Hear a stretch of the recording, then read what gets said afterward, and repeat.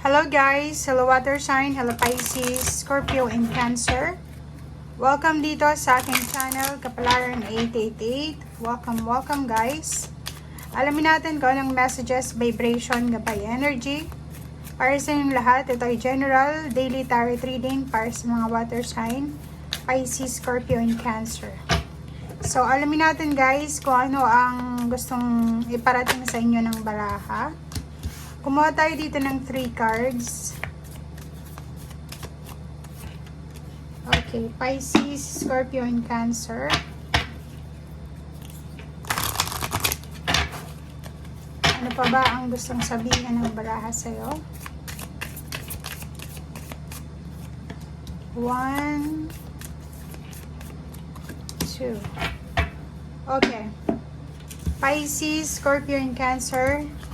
Ito yung first 3 cards mo. Mayroon ka ditong spiritual animal, horse, wolf, and bear. Okay.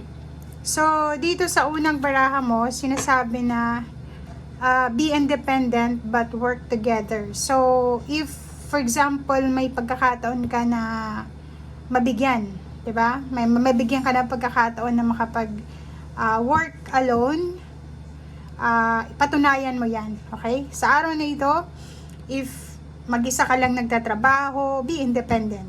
Kung may kasama ka naman, makipag-cooperate ka. Okay? Etong horse naman, sinasabi na care for others and let them be free.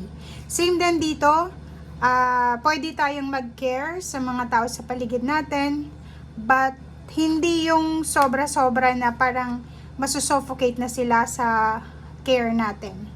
Okay, and use power with wisdom. Gamitin natin yung ating talino, 'di ba? Gamitin natin ang ating isip more than sa ating emosyon. Okay, so next is 39, 9, 10, 11, 12, number 10.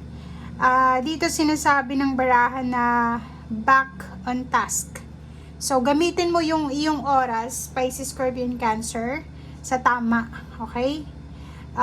I-review mo lahat ng goals mo, yung schedule mo, or yung proyekto, or kung ano man na activities na mayroon ka. Kaya huwag mong sayangin ang oras mo sa araw na ito, lalo na sa mga walang kwentang bagay. Okay? And number 10, dito sinasabi ng baraha na kailangan natin na magdahan-dahan sa araw na ito. Water sign, Pisces, Scorpio, and Cancer. Huwag tayong magmamadali. Huwag nating madaliin ang proseso. Kung kinakailangan magpahinga, kung napapagod ka, magpahinga ka. Kung feeling mo kailangan ng slow down, mag-slow down ka. Huwag mong pilitin yung mga bagay-bagay na alam mo na hindi dapat pinipilit. Okay? So, yun.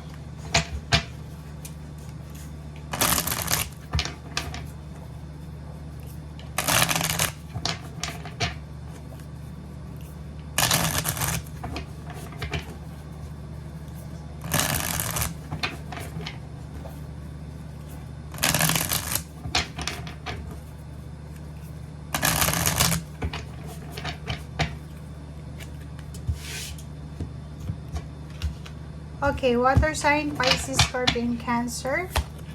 First card natin is King of Wands.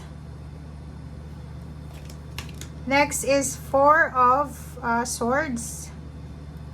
And next is the Hermit. So, yun.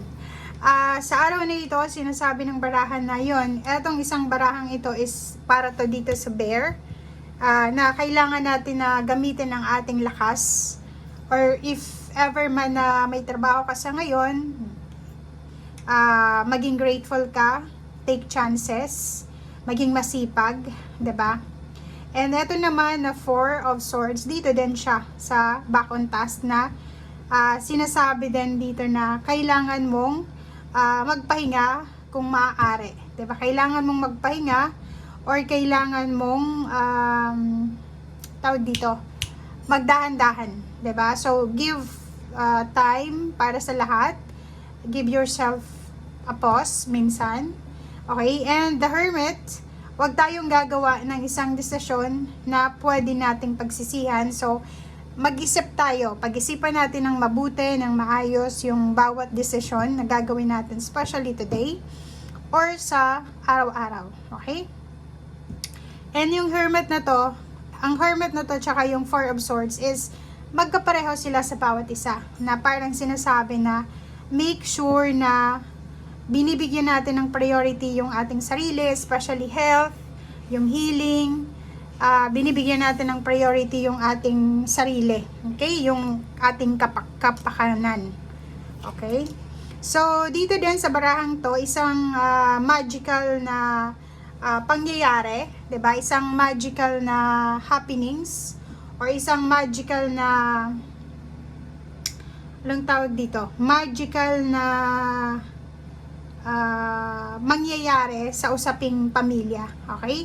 So, punong-puno ng magic yung pamilya mo or kung ano man ang nangyayari sa pamilya mo, ito ay sobrang magical. So, expect the unexpected and at the same time, be grateful sa kung ano man ito na alam natin na meron tayo or kung ano man ang wala sa atin, still be grateful. Okay? So, yun. Dito sa barahang to, may mga celebration. May mga celebration na pwedeng i-celebrate yung iba sa inyo ngayon. Especially yung mga Pisces na nagbe-birthday ngayon sa araw na ito. Or yung iba sa inyo dyan na maraming pinaplanuhan or pinagpaplanuhan na celebration. Nakikita ko sure dito na isang napaka-swerteng pangyayari ito sa loob ng pamilya. Mapa-relationship man siya, mag-asawa, girlfriend, boyfriend, parents, siblings, or kung ano man. Okay? Okay, next is, meron tayo ditong 10 of Wands, and then 8 of Pentacles. So, today is sobrang, ang dami-dami mong obligations. Marami kang obligasyon ngayon, or ibig sabihin, nakafocus ka sa trabaho sa araw na ito. Wala kang ibang gustong gawin kundi magtrabaho. Wala kang ibang gustong laanan ng oras mo is yung trabaho. So, nakikita natin dito na marami kang obligasyon. Multitasking ang ginagawa mo sa ngayon. Okay? Meron ditong heartache. Meron din na Ace of Cups. So, if ever man na may mga hindi magandang pangyayari sa iyong buhay, emosyonal, sinasabi ng barahan na magiging maayos ito. Okay? Magiging maayos ito. Hindi magtatagal, may babalik kung ano man ang nawala sa'yo. Okay? And yun na nga. So, it's a confirmation. May new beginnings. It's either new beginnings ng relationship, new beginnings ng work, may bagong trabaho, may bagong obligasyon. And yun ang kailangan mong bigyan ng focus. Okay? So, yan guys ang sinasabi ng baraha sa'yo. Maraming salamat sa panonood. And i-clarify lang natin dito na if ever man may ginagawa ka sa ngayon, be thankful. Like dito, di ba, may 10 of Wands ka, sobrang busy ka, isipin mo na lang na maging grateful ka na may trabaho ka, may pinagkakabisihan ka kasi maraming water sign ngayon ang walang trabaho. Maraming water sign ngayon ang walang pinagkakakitaan. So, if ever mayroon kang pinagkakakitaan ngayon, still be thankful, be grateful. Relationship, may mga hindi nag-work na relationship, huwag kang mag-alala kasi may new beginnings dito. Nasaktan ka, pwedeng bumalik ulit kung ano man ang saya na meron ka. Okay? Thank you guys. Bye!